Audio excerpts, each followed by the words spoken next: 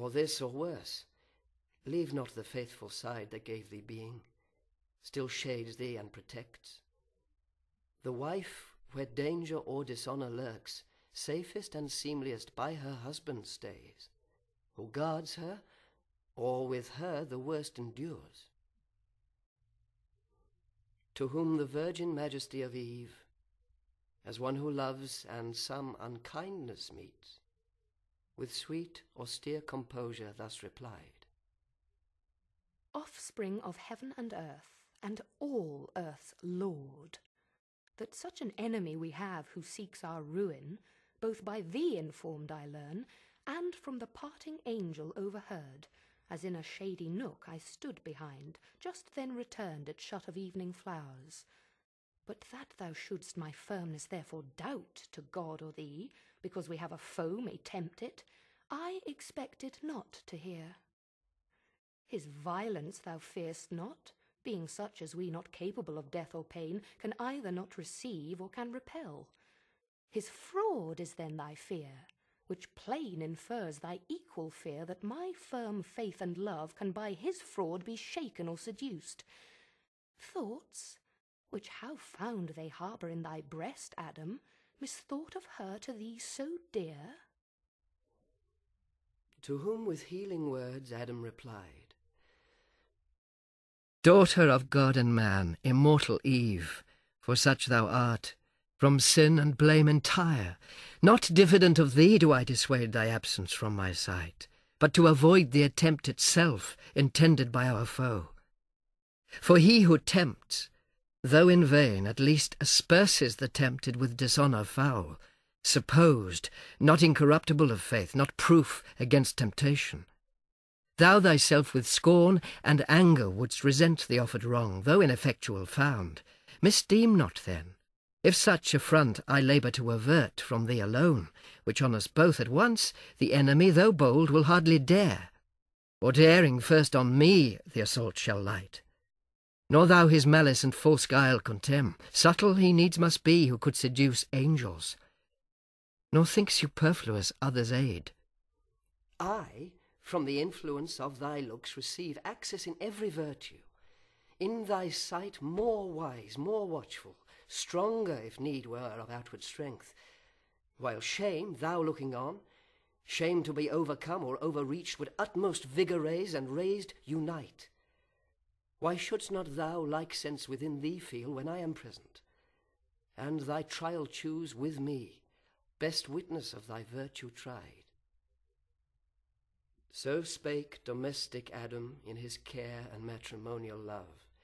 But Eve, who thought less attributed to her faith sincere, thus her reply with accent sweet renewed: If this be our condition, thus to dwell in narrow circuit straitened by a foe, subtle or violent, we not endued single with like defence wherever met, how are we happy still in fear of harm? But harm precedes not sin. Only our foe, tempting, affronts us with his foul esteem of our integrity.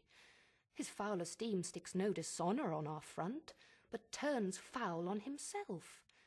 Then wherefore shunned or feared by us, who rather double honour gain from his surmise proved false, find peace within, favour from heaven, our witness from the event? And what is faith, love, virtue, unassayed, alone, without exterior help sustained? Let us not then suspect our happy state, left so imperfect by the Maker wise, as not secure to single or combined. Frail is our happiness if this be so, and Eden were no Eden thus exposed. To whom thus Adam fervently replied: O woman, best are all things as the will of God ordained them, his creating hand, nothing imperfect or deficient left of all that he created, much less man, or aught that might his happy state secure from outward force. Within himself the danger lies, yet lies within his power. Against his will he can receive no harm, but God left free the will. For what obeys reason is free, and reason he made right. But bid her well beware, and still erect, lest by some fair appearing good, surprised she dictate false, and misinform the will to do what God expressly hath forbid. Not then mistrust, but tender love enjoins that I should mind thee oft, and mind thou me. Firm we subsist, yet possible to swerve, since reason not impossibly may meet some specious object by the foe suborned, and fall into deception unaware, not keeping strictest watch, as she was warned. Seek not temptation, then, which to avoid were better, and most likely, if from me thou sever not. Trial will come unsought. Wouldst thou approve thy constancy? Approve first thy obedience. The other who can know? Not seeing thee attempted, who attest? But, if thou think trial unsought may find us both securer than thus warned thou seem'st, go.